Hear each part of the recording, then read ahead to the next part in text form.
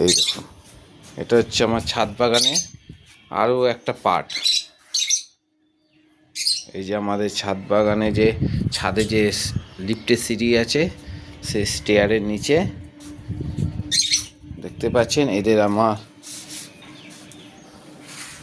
কই ওপরে আয় আয় আয় চলে আয় চলে আয়, দেখুন উঠছি, কই কই ওপরে আয়, দেখেছেন?